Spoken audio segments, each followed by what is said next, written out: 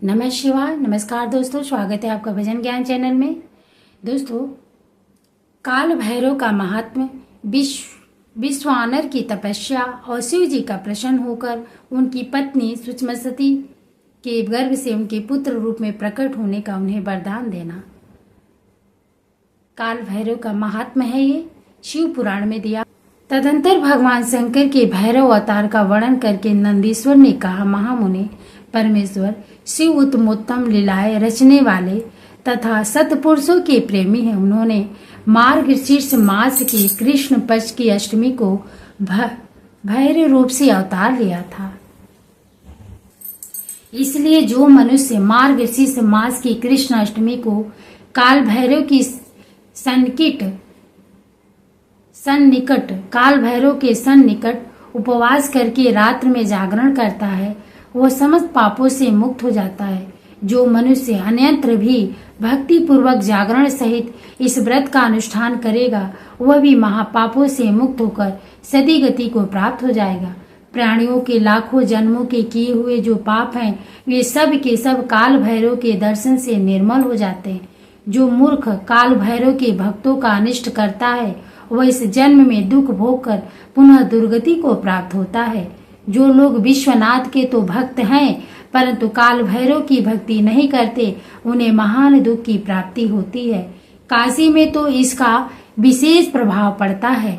जो मनुष्य वाराणसी में निवास करके काल भैरव का भजन नहीं करता, उसके पाप शुक्ल पक्ष के चंद्रमा की भांति बढ़ते रहते हैं। जो काशी में प्रत्येक भौमवार की कृष्णाष्टमी के दिन कालराज का भजन पूजन नहीं करता, उसका पुण्य कृष्ण पक्ष के चंद्रमा के समान क्षीण हो जाता है। भगवान शिव जिस प्रकार प्रसन्न होकर विश्वानर मुनि के घर अवतीर्ण हुए थे, शशि मौलिक के उस चरित्र को तुम प्रेम पूर्वक श्रवण करो। उस समय वे तेज के निधि अग्नि रूप सर्वात्मा परम प्रभु शिव अग्निलोक के अधिपति रूप से गृहपति नाम से अवतीर्ण हुए थे। पूर्व काल की बात है, नर्मदा के रमणीय तट पर नर्मपुर नाम का एक नगर था। उसी नगर में विश्वानर नाम के एक मुनि निवास करते थे। उनका जन्म शांडिल्य गोत्र में हुआ था। वे परम पावन पुण्यात्मा, शिव भक्त, ब्रह्म तेज के निधि और जितेंद्र थे। ब्रह्मचर्य आश्रम में उनकी बड़ी निष्ठा थी। वे सदा ब्रह्म यज्ञ में तत्पर रहते थे। फिर उन्होंने सुषमती नाम की एक सद्गुणवती कन्या से विवाह कर लिया और वे ब्राह्मणोचित कर्म करते हुए देवता तथा पितरों को प्रिय लगने वाला जीवन बिताने लगे। इस प्रकार जब बहुत सा समय व्यतीत हो गया, तब उन ब्राह्मण की भार्या सुषमती, जो उत्तम व्रत का पालन करने वाली थी, अपने पति से बोली, प्राणनाथ, स्त्रियों के योग्य जितने आनंदप्रद भोग है, उन सबको मैंने आपकी कृपा से आपके साथ रहकर भोग लिया, परंतु नाथ, मेरे हृदय में एक लालसा चिरकाल से वर्तमान है और वह गृहस्थों के लिए उचित भी है। उसे आप पूर्ण करने की कृपा करें। स्वामी, यदि वर पाने की योग्य हूँ और आप मुझे वर देना चाहते हैं, तो मुझे महेश्वर सरीखा पुत्र प्रदान कीजिए। इसके अतिरिक्त मैं दूसरा वर नहीं चाहती। नंदीश्वर जी कहते, मुने पत्नी की बात सुनकर पवित्र व्रत परायण ब्राह्मण विश्वानर क्षण भर के लिए समाधिस्थ हो गए और हृदय में यूं विचार करने लगे, अहो, मेरी सुषमांगी पत्नी ने कैसा अत्यंत दुर्लभ वर मांगा है। ये तो मेरे मनोरथ पद से बहुत दूर है। अच्छा, शिव जी तो सब कुछ करने में समर्थ है, ऐसा प्रतीत होता है। मानो उन शंभु ने ही इसके मुख में बैठकर बाणी रूप से ऐसी बात कही है, अन्यथा दूसरा कौन ऐसा करने में समर्थ हो सकता है। तदंतर वे एक पत्नी व्रती मुनि विश्वानर पत्नी को आश्वासन देकर वाराणसी में गए और घोर तप के द्वारा भगवान शिव के वीरेश लिंग की आराधना करने लगे।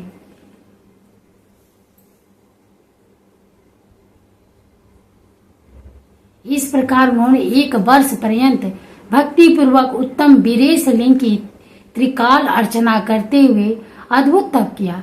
13वां मास आने पर एक दिन वो दिजभर प्रातः काल त्रिपथगामिनी गंगा के जल में स्नान करके जो ही वीरेश के निकट पहुंचे, तो ही उन तपोधन को उस लिंग के मध्य एक 8 वर्षीय विभूति भूषित बालक दिखाई दिया।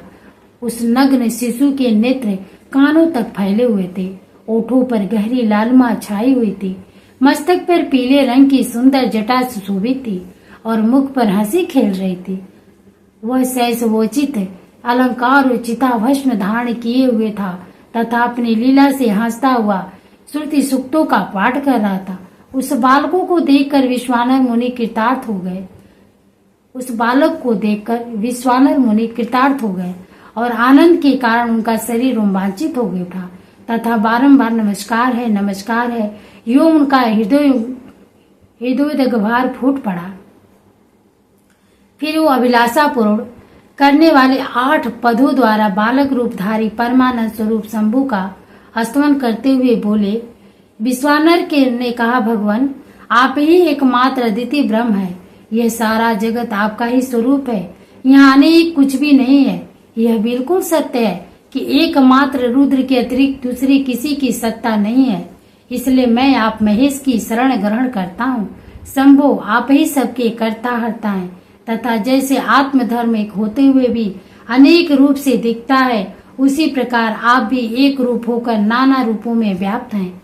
फिर भी आप रूप रहित हैं, इसलिए आप ईश्वर के अतिरिक्त मैं किसी दूसरे की शरण नहीं ले सकता। जैसे रज्जु में सर्प, सीपी में चांदी और मृग मरीचिका में जल प्रवाह का भान मिथ्या है, उसी प्रकार जिसे जान लेने पर यह विश्व प्रपंच मिथ्या भाषित होता है, उन महेश्वर की मैं शरण लेता हूँ। शंभो जल में जो शीतलता, अग्नि में जो दाहकता, सूर्य में गर्मी, चंद्रमा में आह्लादकारिता, पुष्प में गंध और दुग्ध में घी वर्तमान है, वो आपका ही स्वरूप है।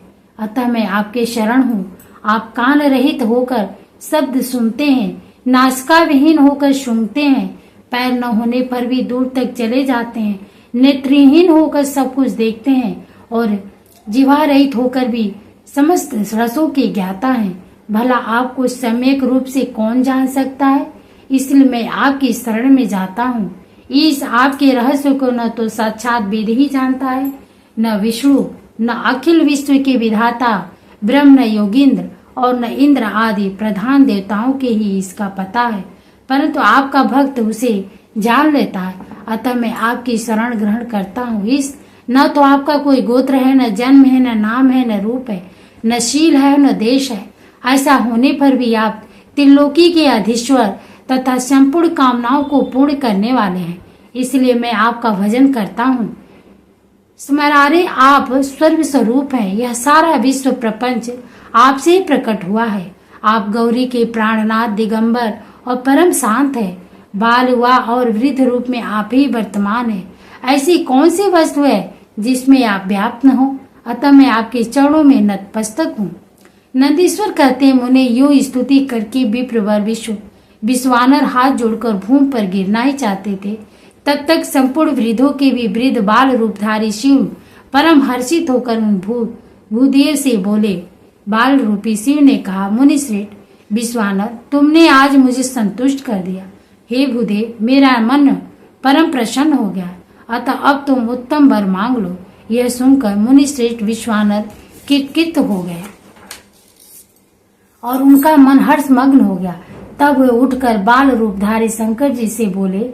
विश्वानर के ने कहा, प्रभावशाली महेश्वर, आप तो सर्वांतर्यामी ईश्वर संपन्न सर्व तथा भक्तों को सब कुछ दे डालने वाले हैं। भला आप सर्वज्ञ से कौन सी बात छिपी है? फिर भी आप मुझे दीनता प्रकट करने वाली याचक के प्रति आकृष्ट होने के लिए क्यों कह रहे हैं? महेशान, ऐसा जानकर आपकी जैसी इच्छा हो वैसा कीजिए। नंदीश्वर जी कहते हैं, मुने पवित्र व्रत में तत्पर विश्वानर के उस वचन को सुनकर पावन शिशु रूपधारी महादेव हंसकर सुचि विश्वानर से बोले। सुचि, तुमने अपने हृदय में अपनी पत्नी सुचिस्मति के प्रति जो अभिलाषा कर रखी वह निसंदेह थोड़े ही समय में पूर्ण हो जाएगी। महामते, मैं सुचिस्मति के गर्भ में तुम्हारा पुत्र होकर प्रकट होऊंगा। मेरा नाम गृहपति होगा। मैं परम पावन तथा समस्त देवताओं के लिए प्रिय होऊंगा।